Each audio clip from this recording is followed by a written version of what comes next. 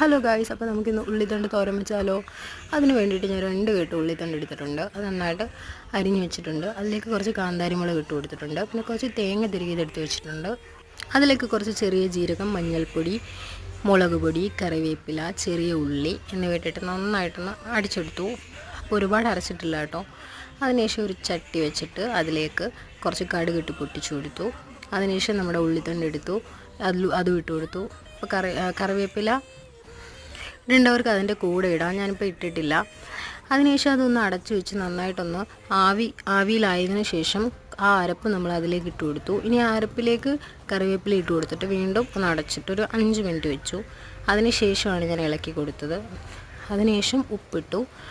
അപ്പോൾ നമ്മുടെ ടേസ്റ്റി ആയിട്ടുള്ള ഉള്ളിത്തണ്ട് തോരൻ റെഡി ആയിട്ടുണ്ട്. ഈസി റെസിപ്പിയാണ്, 10 മിനിറ്റ് കൊണ്ട് തന്നെ റെഡിയാക്കി കിട്ടും. അപ്പോൾ വീഡിയോ ഇഷ്ടമായെങ്കിൽ സബ്സ്ക്രൈബ് ചെയ്യാൻ മറക്കല്ലേ.